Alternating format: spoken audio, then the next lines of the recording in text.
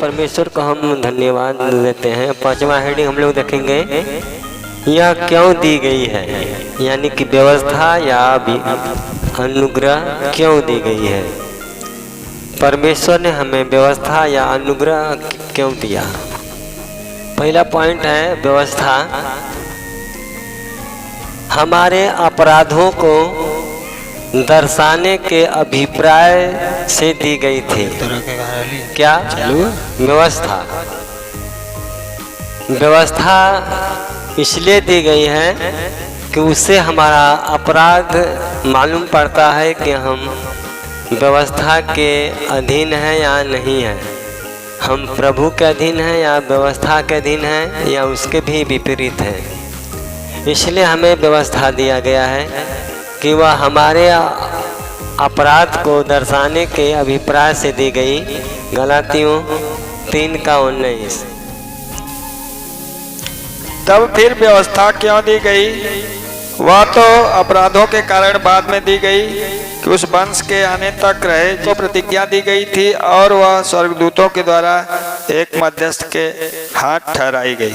आमीन। देखिए, व्यवस्था हमें इस प्रकार से दिया गया है ताकि हम जान सकें। बाइबल हमें कहती है, तब फिर व्यवस्था क्यों दी गई? वह तो अपराधों के कारण बाद में दी गई है।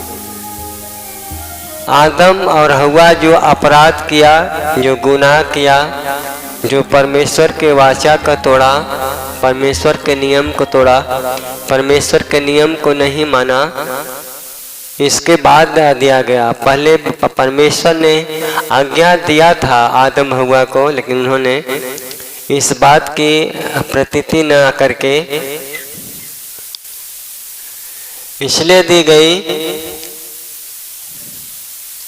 कि उस वंश के आने तक जिसकी प्रतिज्ञा दी गई थी, उस वंश का, यानी कि परमेश्वर के वंश का, ये परमेश्वर के वंश का इंतजार था, जिसे आज हम कहते हैं हम परमेश्वर के वंश हैं, हम यीशु मसीह के वंश हैं, सच्चाई के जाने तक।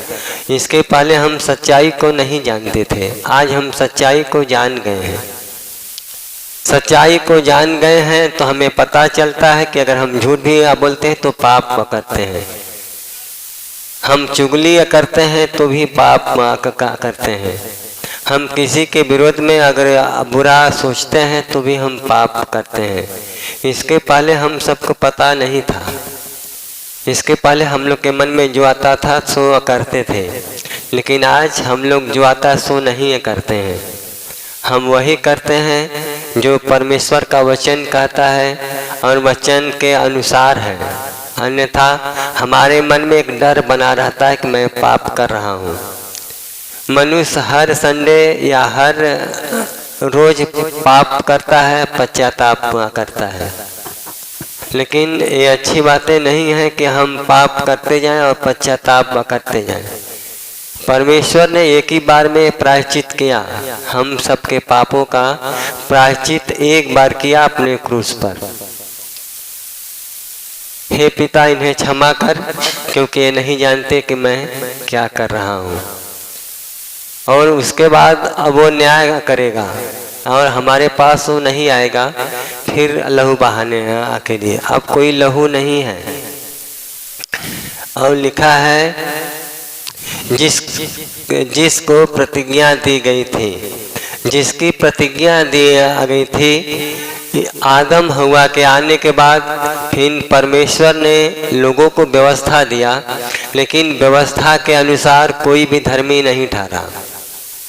देखा जाए एक नूह परिवार थोड़ा धर्मी था, लेकिन फिर भी और पूरा परिवार नष्ट हुआ। नष्ट होने के बाद में भी देख लिया परमेश्वर ने मूसा को अव्यवस्था दिया, मूसा को भी देख लिया, कोई नहीं बदल पाया।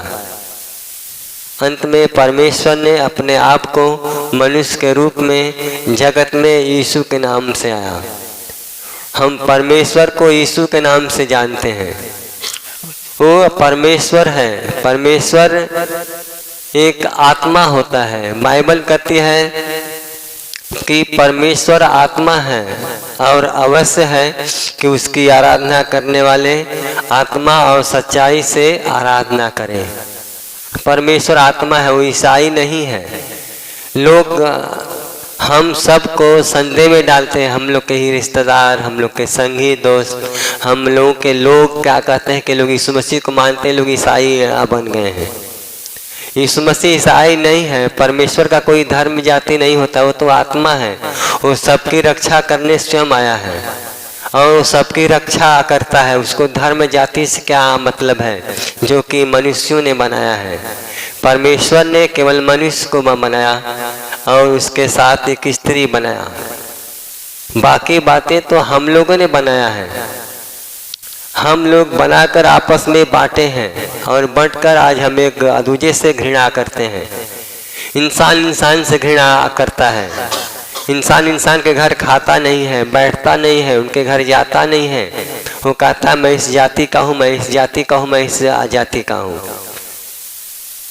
आज लोग ऐसे हिसाब से बंट गए हैं कि लोग आपस में भेद डाल दिए हैं। मनुष्य ही है, किसी के ऊपर कोई लेबल नहीं लगा है, कोई मोहर ठप्पा नहीं है कौन किस जाति का है। जाति तो जानवरों में होता है। लोग भैंस को पहचान जाते हैं, बकरी को पहचान जाते हैं, गधा को पहचान जाते हैं, सुअर को पहचान जाते हैं, चूहा को पहचान जाते हैं, बिल्ली को पहचान जाते हैं। मनुष्यों को कौन कैसे पहचानेगा? उनका जिस प्रकार का जाति है, जिस प्रकार का उनका आकार है। और हम सबका ना कोई जाति है ना कोई आकार है। हर एक मनुष्य एक समानता में है। किसके? परमेश्वर के समानता में है।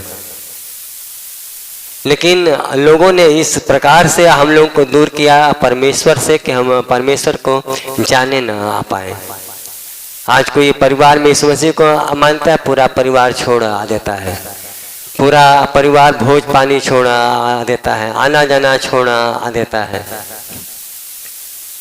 शुरू में जब हमारे घर आके भी लोग प्रभु को मानना शुरू किए, मैं नहीं मानता था। मैं तो बार बार यही बात करता, मैं किसी के पक्ष में नहीं था। लेकिन फिर भी लोग, हमारे दयाद गांव घर सब लोग कहते थे इनका खाना पानी बंद करा दीजिए। हमको ये पता नहीं था कि सच में यीशु मसीह कौन है। हमें भी पता था कि हमारा धर्म नहीं है। जब मैं बाइबल पढ़ा और प्रभु हमें आशीर्वाद दिया, तब मैं जाना कि परमेश्वर एक आत्मा है। वो ईसाई नहीं है, यहूदी नहीं है, वो परमेश्वर है। वो सबकी रक्षा करता है, वो सबके साथ रहता है, सबके जीवन में रहता है, सबके श्वासों में रहता है और सबको आशीर्वाद देता है। वो इसीलिए आया है हम भटके ना, क्योंकि परमेश्वर स्वर्ग में है और जो उसके साथी थे स्वर्गदूत, वो तिहाई आकर शैतान बन गए और अलग अलग नाम अलग अलग रूप लेकर हम सब में राज्य करते हैं। इस मसीह के सिवा और कोई नहीं है। इसलिए हम परमेश्वर को धन्यवाद दें। और कहा है, और वह स्वर्गदूतों के द्वारा एक मध्यस्थ के हाथ ठहराई गई। स्वर्गदूतों के द्वारा परमेश्वर के आने का आवाज स्वर्गदूतों ने दिया। मरियम के पास कौन गया? स्वर्गदूत गया। चरवाहों के पास कौन गया? स्वर्गदूत गया। ज्योतिषियों के पास कौन गया? स्वर्गदूत आ गया। उन्हीं के द्वारा हम सब लोग जाने नहीं इस मसीह इस प्रकार से आएगा। तो एक का नहीं होता, परंतु परमेश्वर एक ही है। परमेश्वर एक ही है, अनेक नहीं है। लेकिन इसके पहले हम लोग अनेक को मानते थे। जब पौलुस एथेन के देश में जाता है तो देखता है कि पूजने की बहुत वस्तुएं होती हैं, बहुत मूर्तियां होती हैं। लेकिन उसमें एक वेदी और था जिस पर लिखा था अनजान ईश्वर के लिए। उन्होंने जब सब कुछ देखकर आया उस एथेन गांव में, तो कहा मैंने तुम्हारे गांव में घूमा और तुम्हारे गांव में हमने देखा घूमते फिरते क्या देखा कि मैंने बहुत से वेदी देखा, बहुत से मूर्ति देखा, लेकिन एक वेदी उसमें और था, इसी में और था जिस पर लिखा था अनजानी स्वर के लिए, जिसे तुम लोग बिना जाने पूछते हो, मैं उसी का सुसमाचार सुनाता हूँ। हमारे बाप दादा पूजा करते हैं, होम करते हैं, बलि करते हैं। जो लोग होम भी किए होंगे उनको पता होगा, अपने सारे देवता को देने के बाद आखिरी में कहते हैं अंजानीश्वराय नमः स्वाहा। लोग नाम लेते हैं अंजानीश्वर का, अंजानीश्वर कौन है पता नहीं। वो लोग क्या कहते हैं कि जो को हम नहीं जानते हैं उसके नाम से हम लेते हैं। जब ये नाम जानने की बारी आई कि अंजानीश्वर कौन है, वो यीशु मसीह है, तब लोग घृणा करना शुरू किए। शैतान देखिए ऐसा ही काम करता है। पहले एक दिन आपको थकान में डालेगा, प्रार्थना नहीं करवाएगा। आपको ये होगा कि आज थकान है, चलिए आज हम नहीं करेंगे प्रार्थना। फिर आप कल आएगा बारी, कल चलिए आज अस्कत बर आए, आज नहीं करेंगे। आपके प्रार्थना को धीरे धीरे वो कम करता जाएगा। जब आपका प्रार्थना एकदम कम हो आ जाएगा तब आपको पर अटैक करेगा। जब तक आपके अंदर प्रार्थना है, प्रार्थना के साथ साथ प्रभु की अनुग्रह होता है और सामर्थ्य होता है। जो व्यक्ति ज़्यादा प्रार्थना करता है ज़्यादा सामर्थ्य आ रहता है। जो लोग कम करते हैं, नाम मात्रा करते हैं 2 मिनट 5 मिनट, उनके पास वैसा ही आशीष है, वैसा ही सामर्थ्य होता है। अब आप अपने हिसाब से देखिए, जो आदमी 1 रोटी खाता है उसके पास कितना बल होगा, जो आदमी 20 रोटी खाता है उसके पास कितना बल होगा। 1 रोटी एक बच्चा खा सकता है, 2 साल का बच्चा 1 रोटी खा सकता है, लेकिन 20 रोटी एक पट्ठा जवान खा सकता है। उसके बल से उससे के बल में कितना का अंतर है। लेकिन ये बात को हम लोग समझते या नहीं है। हम डॉक्टर के पास जा सकते हैं, समय है, पेट में दर्द हुआ डॉक्टर के पास हम चले जाएंगे, लेकिन बैठकर प्रार्थना हम नहीं कर पाएंगे। हमारे पास पैसा है, समय है डॉक्टरों को देने के लिए, लेकिन प्रभु के पास कुछ नहीं है। आदमी का विश्वास कमजोर है कि क्या मालूम प्रार्थना हम करेंगे तो हमारी सुनेगा कि नहीं सुनेगा। क्यों नहीं सुनेगा? क्योंकि हम अच्छे नहीं हैं, हमारा विचार बुरा है, हम गंदे आदमी हैं, इसलिए मैं गंदी बात सोचता हूँ। क्यों नहीं सुनेगा? यानी कि आपका रिश्ता प्रभु के साथ सही नहीं है। वही बेटा डरता है जिस बेटे का रिश्ता बाप से सही नहीं होता है। वही स्त्री चाहे लड़की या डरती है जिसका रिश्ता सही नहीं है। लोग कहते हैं साच को आँच का, जो सही है उसको किस बात का डर है? जब हम प्रभु में हम सही हैं, प्रार्थना करते हैं, प्रभु की बात मानते हैं, उनके आज्ञा के अनुसार चलते हैं, तो किस बात का डर? हमारा क्यों नहीं सुनेगा? बाइबल हमें देखिए बार बार सिखाती है। आप बहुत बुजुर्ग हैं, आप लाचार हैं, आप उपवास नहीं भी करते हैं या उपवास करते हैं आप भी हैं।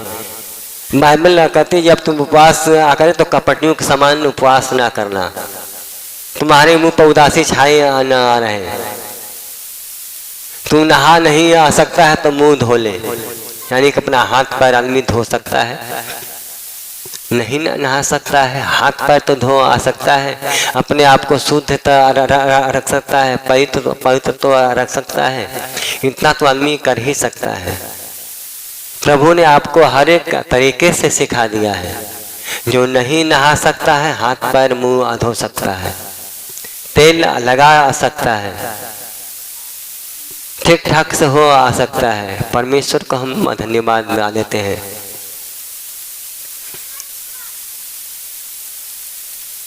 ये है परमेश्वर की कृपा है और परमेश्वर की दया है। परमेश्वर कोई भी विपत्ति आने के पहले आपको संदेश देता है, आपको दर्शन देता है, आपसे बात करता है, लेकिन आप उस बात को समझते नहीं हैं, उस बात को समझते नहीं समझते हैं। फिर गढ़ा में आखिर व्यवस्था क्या रही? वह तो अपराधों के कारण बाद में दी गई व्यवस्था के बिना मनुष्य को पापियों 3:20 में हम लिखेंगे। व्यवस्था के कामों से कोई प्राणी उसके सामने धर्मी नहीं ठहरेगा, इसलिए कि व्यवस्था के द्वारा पाप की पहचान होती है। आमीन। व्यवस्था के द्वारा कोई भी व्यक्ति धर्मी नहीं ठहरता है। व्यवस्था के द्वारा पाप की पहचान होता है।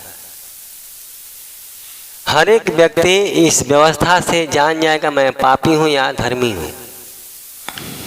किसी को बताने की आवश्यकता नहीं है या कोई कुछ कहेगा, किसी को बताने की आवश्यकता नहीं है। हर एक व्यक्ति को मालूम पड़ेगा इस व्यवस्था से मैं पापी हूं या धर्मी हूं। व्यवस्था उसकी पहचान करा देगी, क्योंकि जो सिखाया जाता है ये सबको पता है कि हम व्यवस्था के अनुसार हैं या नहीं हैं। व्यवस्था मसीह तक पहुँचने के लिए हमारी शिक्षक है। ये व्यवस्था हमें मसीह तक पहुँचाती है।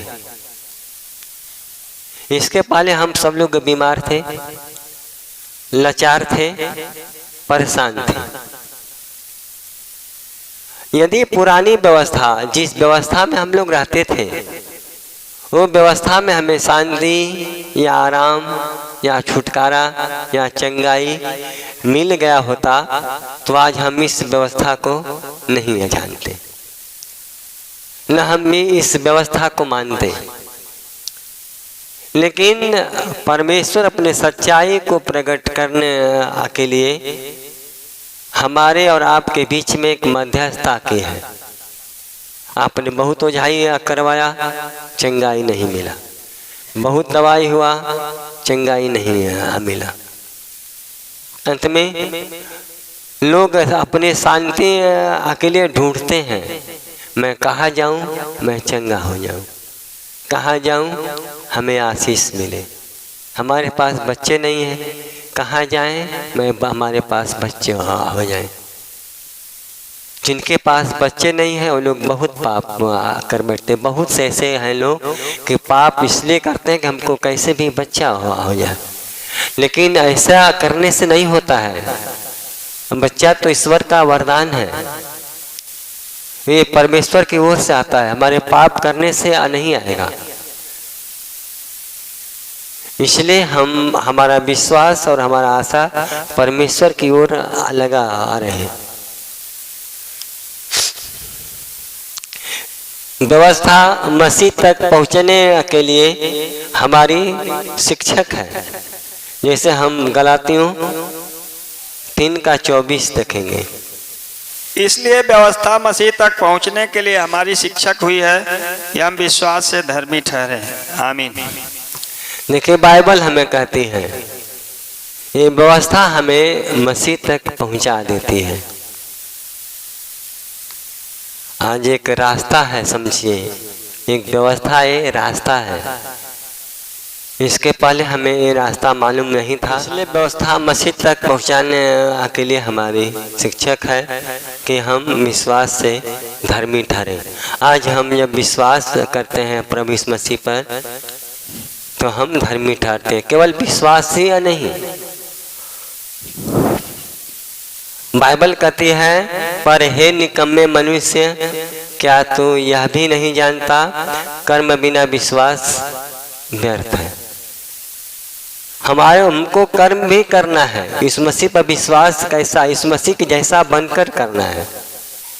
ये नहीं कि हम दारू पीते रहें, गांजा पीते रहें, व्यभिचार करते रहें और हम विश्वास करते आ रहे हैं, हम धर्मी ठहरते आ रहे हैं। ऐसी बातें नहीं है। विश्वास करने का अर्थ होता है इस मसीह के जैसा बनना। इस मसीह को पहनना। बपतिस्मा किसको कहते हैं? इसका अर्थ होता है मसीह को पहन लेना। जब आदमी मसीह को पहन लेता है तो केवल मसीह दिखाता है, मसीह का व्यवहार दिखाता है। जैसे हम कपड़ा पहने हैं तो हमारे अंदर का शरीर नहीं दिखाएगा, कपड़ा दिखाएगा। वो सफ़ेद है या लाल रंग का है या पीला है या हरा है। जब हमने बपतिस्मा ले लिया है तो हमें हमारे अंदर से मसीह का व्यवहार दिखाना चाहिए कि मसीह कैसा है, बुरा है या भला है। विश्वास से धर्मी ठहरे, क्योंकि हम कर्मों या व्यवस्था द्वारा बचाए या धर्मी नहीं ठहराए जा सकते हैं। अब दूसरा पॉइंट देखें, अनुग्रह।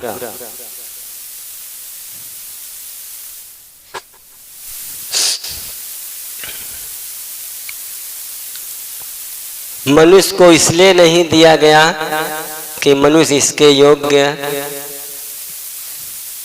था, परंतु इसलिए प्रदान किया गया क्योंकि परमेश्वर ने पापियों के संसार से प्रेम किया था। यूहन्ना 3:16।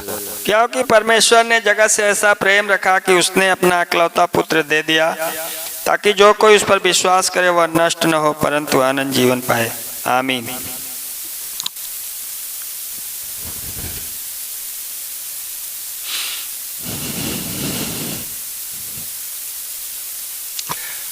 जगत यानी ये संसार से, ये जमीन से नहीं, संसार पर जो हम लोगों को बनाया है। यदि हम लोग नहीं होते तो किसके लिए आता? हम मनुष्य प्राणी परमेश्वर के रास्ता से नहीं भटक जाते, परमेश्वर से दूर नहीं होते तो किसके लिए आता? इसलिए वो कहा है क्योंकि परमेश्वर ने जगत से ऐसा प्रेम रखा कि उसने अपने आप अपना इकलौता पुत्र दे दिया, ताकि जो कि विश्वास करे वह नष्ट न हो परंतु अनंत जीवन पाए। अब इसलिए संसार के लोग, जितने लोग प्रभु को मानते हैं, जो विश्वास करते हैं, नष्ट नहीं होते हैं, वो बचाए आ जाते हैं, वो बचाए जाते हैं। कल हमने मोबाइल में देखा रहा था, एक डॉक्टर थे बम्बई के मशहूर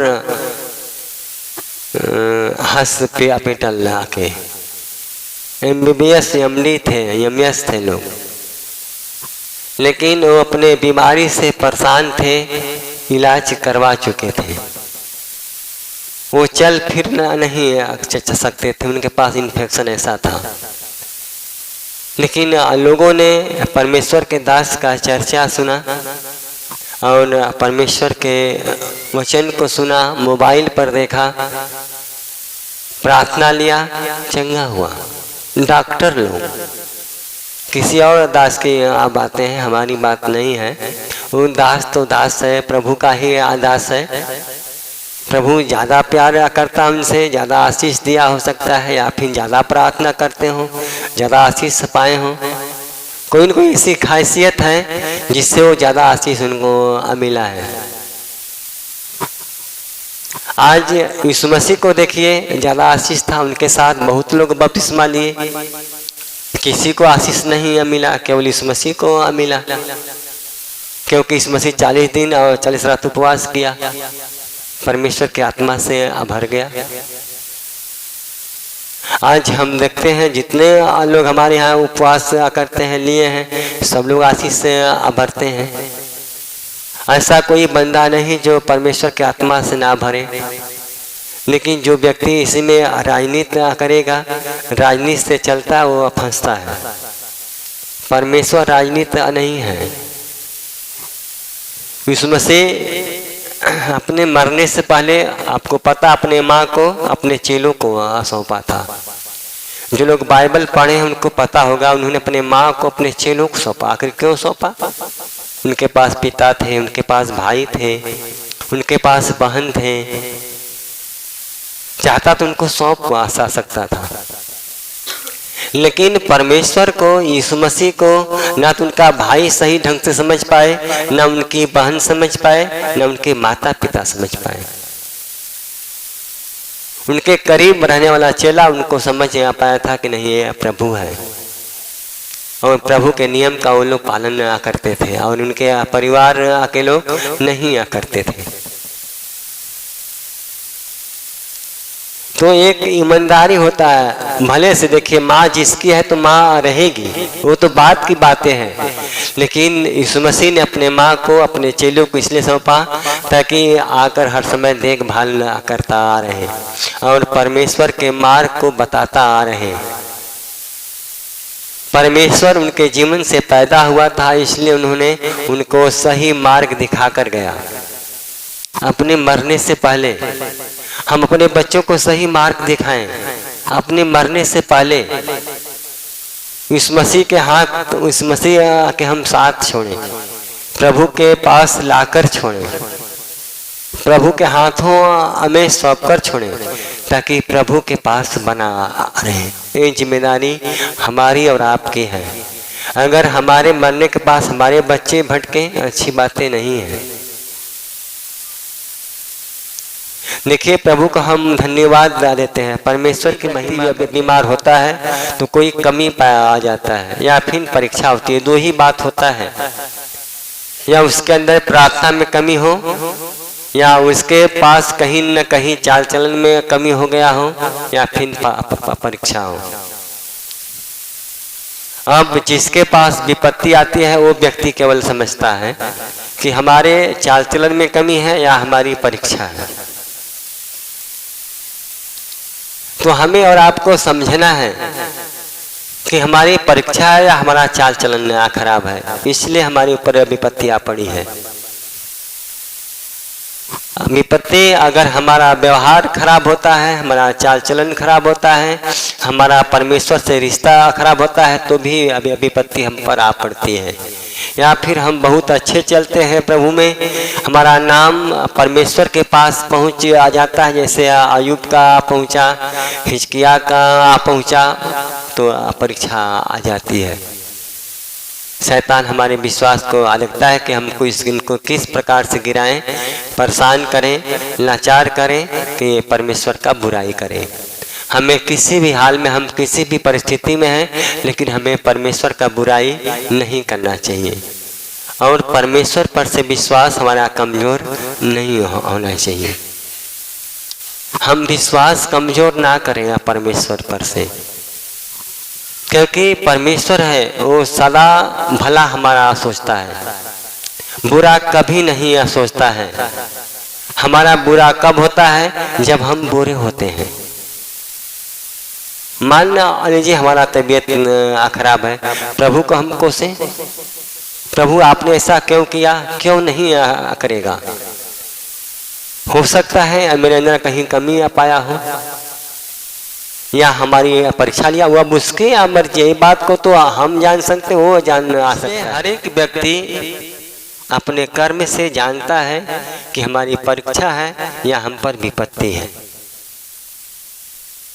फिर भी यदि आपका इतना कर्म बुरा है तो आप नहीं बचेंगे। परमेश्वर के क्षमा करने लायक है तो क्षमा करेगा, तो आप बच सकते हैं किसी भी परिस्थिति में। हमने कई लोगों को देखा है कि उनका प्राण जाने तक था, लेकिन परमेश्वर ने बचा लिया है। डॉक्टर हमें भी कहा था एक हफ्ता के मेहमान है, लेकिन परमेश्वर ने बचा लिया। ये परमेश्वर है। सच में आपका विश्वास परमेश्वर के ऊपर होना चाहिए, और आप प्रार्थना में लगे रहें। ये नहीं कि हमारा तबीयत खराब हो गया तो हम प्रार्थना ना करें, हमारा गाय या बैल मर गया तो हम प्रार्थना छोड़ दें, या परिवार में कोई घटना हो गया तो हम छोड़ दें। नहीं, जो बंदा आया है एक दिन जरूर जाएगा, आगे या पाछे जाएगा। ये जान लीजिए कि उसका समय पूरा हो आ गया था। उन्होंने इतना प्रेम किया है, परमेश्वर ने इतना प्रेम किया जगत से, यीशु मसीह को अपना इकलौता पुत्र बनाकर भेजा। यीशु आया, वही परमेश्वर आया, लेकिन अपने आप को जब उतना ऊपर से नीचे आया तो एक जो अंतर पड़ा है उसको एक पुत्र और पिता का रूप दिया है। उस अंतर को उतना बड़ा था, यानी स्वर्ग में था, यहाँ आकर छोटा बन गया, बालक बन गया, बेटा आ गया। तो परमेश्वर को पिता कहा, अपने आप को पुत्र कहा, एक अंतर दे दिया। उस अंतर को देखे उन्होंने कहता है कि अब जो उस पर विश्वास करेगा, यानी कि इस मसीह पर विश्वास करेगा, वह नष्ट नहीं होगा, अनंत जीवन पाएगा। Hallelujah, hallelujah, hallelujah. स्वर्ग का को पा पाते हैं, परमेश्वर के पास हम स्वर्ग आ जाते हैं। यह है अनंत जीवन। हम यहाँ पर भी ऐसे ही है, हमारा आत्मा आपसे बात करता है, प्रार्थना करता है, वहाँ पर जब जाएंगे तो भी हम लोग केवल आराधना करेंगे। इसलिए वो कहा है कि अनुग्रह हमें इसलिए दिया गया था क्योंकि हम स्वयं में उद्धार प्राप्त करने के लिए अत्यधिक दुर्बल हैं।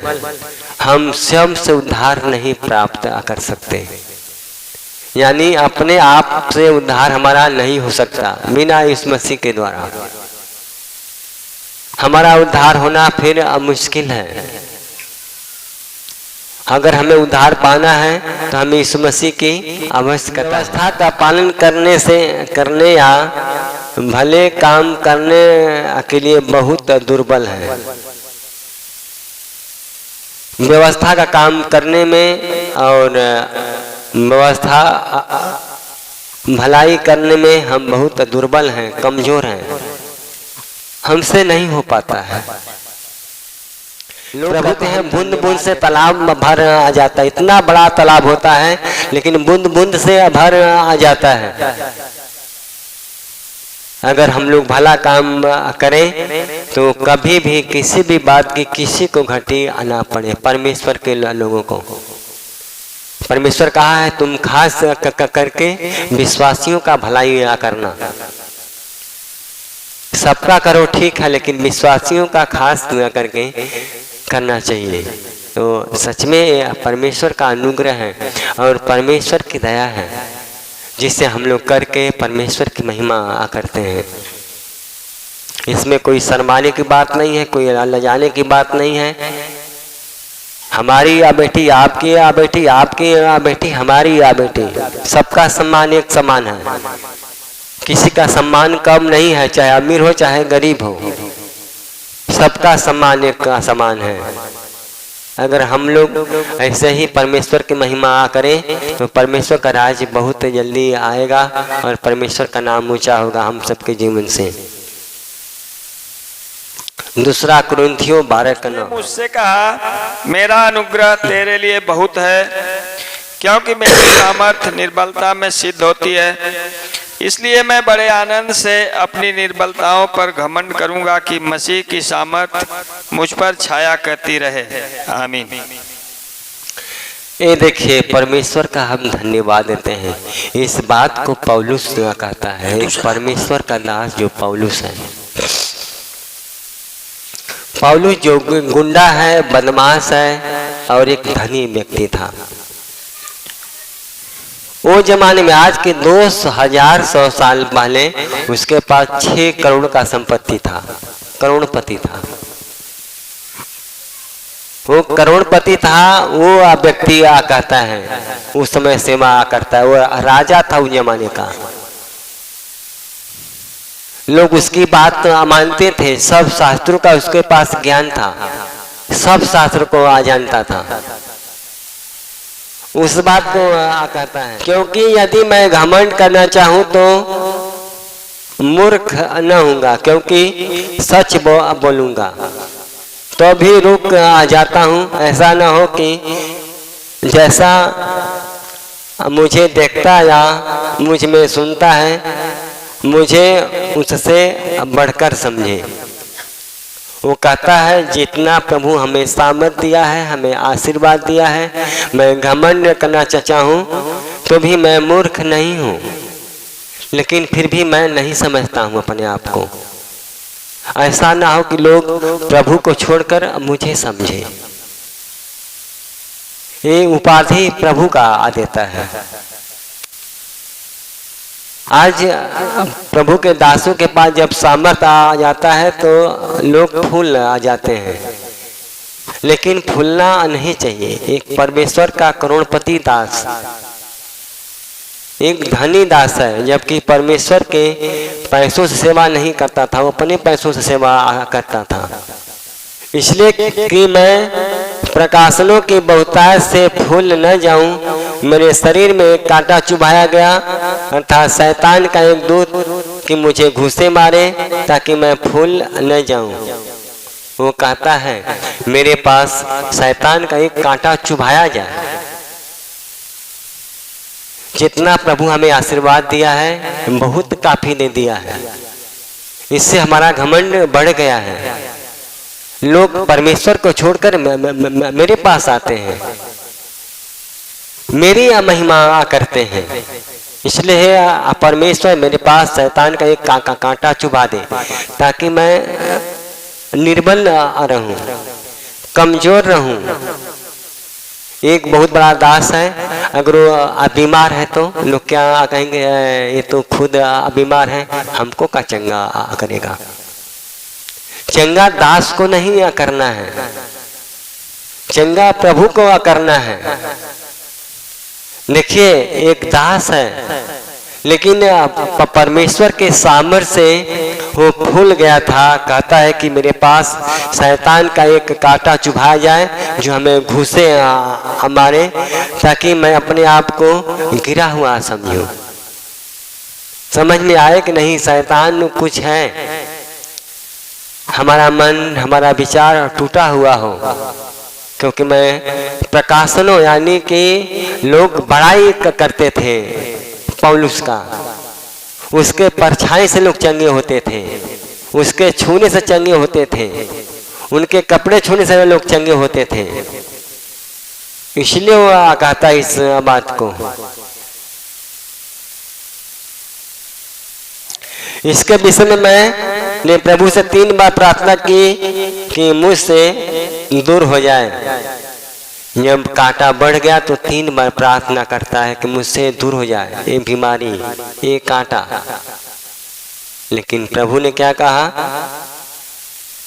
पर उसने मुझसे कहा मेरा अनुग्रह तेरे लिए बहुत है। चंगा नहीं करता है परमेश्वर के दास को, कहता है मेरा अनुग्रह तेरे लिए बहुत है, क्योंकि मेरी सामर्थ निर्बलता में सिद्ध होती है। इसलिए मैं बड़े आनंद से अपनी निर्बलताओं पर घमंड करूंगा कि मसीह की सामर्थ मुझ पर छाया करती आ रहे। जो परमेश्वर को पसंद है उसी बात को कहता है। प्रभु कहता है मेरी सामर्थ तुम्हारी निर्बलता पर काम करेगा। तब कहता मैं अपनी निर्बलता पर घमंड करूंगा ताकि परमेश्वर का सामर्थ, मसीह का सामर्थ मुझ पर छाया करती आ रहे। जो बात प्रभु को पसंद है वो बात मुझे पसंद हो, वो बात आपको पसंद हो। हम अपने आप को देखें, आप अपने आप को देखिए कि हमारे अंदर नया नया क्या हो रहा है, कितना परिवर्तन हो रहा है। तो हम कब आगे बढ़ते हैं जब हमारे अंदर परिवर्तन आता है। आशीष कब मिलती है जब हमारे अंदर परिवर्तन आता है। तो परिवर्तन आना चाहिए। अब पौलुस को देखिए, एक बनमास मनुष्य था, घमंडी था, पैसे वाला व्यक्ति था, एक धनी व्यक्ति था। जो लोग मसीह को मानते थे उनको मारता था, उनको घसीटता था, उनको जेल में बंद करता था। लेकिन आज जब प्रभु को मान गया तो देखिए इसको कहते हैं परिवर्तन। प्रभु को मान गया तो देखिए कितनी अच्छी पत्रें लिखा है। परमेश्वर कहता है मैं तुम्हें चंगा नहीं करूंगा, मेरा अनुग्रह तुम्हारे लिए बहुत है, क्योंकि मेरी सामर्थ मेरा निर्बलता में सिद्ध होता है। तब वो कहता है इसलिए मैं अब बड़े आनंद से अपनी निर्बलताओं पर घमंड करूंगा कि मसीह की सामर्थ मुझ पर छाया करती आ रहे। Hallelujah, hallelujah. कितना सही पौलुस बदला, पौलुस का जीवन, पौलुस का रहन सहन, पौलुस का सोच, पौलुस का चाल चलन, सब कुछ देखिए। आज ये बहुत गर्व की बात है, एक पौलुस जैसा घमंडी आदमी, गुंडा आदमी, बदमाश आदमी इस प्रकार से बदलना आ जाता है कि जो मसीह को पसंद है मैं वही करूँगा, ताकि किसी भी हाल से उनकी सामर्थ्य मुझ पर छाया करे। आज हमें भी वही करना चाहिए, जो मसीह को पसंद है हम वही करें ताकि मसीह की सामर्थ्य मुझ पर छाया करे। किसी भी हालत से हम परमेश्वर का अनुग्रह न हम खोने पाए।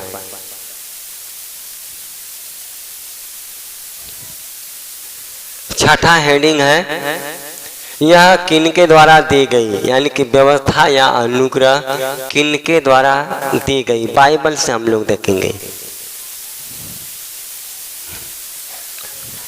पहला व्यवस्था, व्यवस्था यानी कि मूसा के द्वारा दी गई। व्यवस्था किसके द्वारा दिया है? परमेश्वर ने मूसा के द्वारा। यूहन्ना 1:7 के द्वारा पहुंची। आमीन। लेकिन ये बात मैं नहीं कहता हूँ, ये बात बाइबल ना कहते हैं, और बाइबल में जो लिखा गया है हम लोग वही बोलते हैं। बाइबल हमें साफ कहती है, इसलिए कि व्यवस्था तो मूसा के द्वारा दी गई, परंतु अनुग्रह और सच्चाई यीशु मसीह के द्वारा पहुंची। और देखें निर्गमन 20:19। और वे मूसा से कहने लगे तू ही हमसे बातें कर, तब तो हम सुन सकेंगे, परंतु परमेश्वर हमसे बातें ना करे, ऐसा न हो कि हम मर जाएं। आमीन। लोग डरते थे परमेश्वर से, इसलिए परमेश्वर ने मूसा के द्वारा व्यवस्था दिया। वो कहता है और वे मूसा से कहने लगे तू ही हमसे बातें कर। मूसा से लोग कहेंगे तू ही हमसे बातें कर, तब तो हम सुन सकेंगे, परंतु परमेश्वर हमसे बातें न करे, ऐसा न हो कि हम मर जाएं। यानी कि वो अपने पाप के चलते लोग घबरा रहे थे, जान गए थे कि मैं पापी हूँ, अगर परमेश्वर आएगा तो मेरे पाप का दंड दे देगा, मैं मर जाऊंगा, मुझे भस्म करा देगा। पहले जमाने में जब लोग चर्च में जाते थे, मंदिर पर वेदी पर चढ़ते थे, अपने आप को 1 साल पवित्र करते थे। उनके पैरों में रस्सियाँ बांध कर लोग जाने देते थे। अगर व्यक्ति में कोई दोष पाया जाएगा, अगर ये मर जाएगा वेदी पर, तो उनको उसी रस्सी से खींच लिया जाएगा। और आज हम लोग, बाइबल हमें कहती है दाखरस के मतवाले ना बनो। कितने पास्टर आलू भी दारू पीते हैं, पास्टर आलू भी नशा करते हैं। जो हमें मना है आज हम वो भी करते हैं।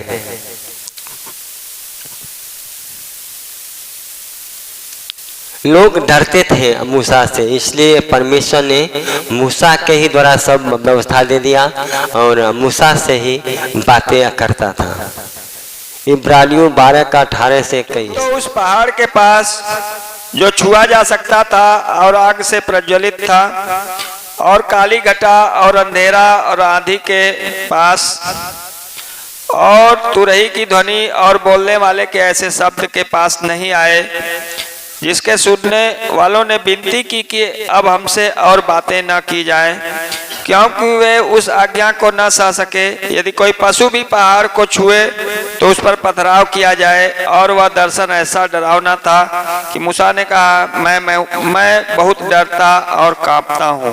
आमीन। वो एक स्थान ऐसा था जहां पर मूसा ने परमेश्वर का दर्शन किया था, परमेश्वर से बातें किया था।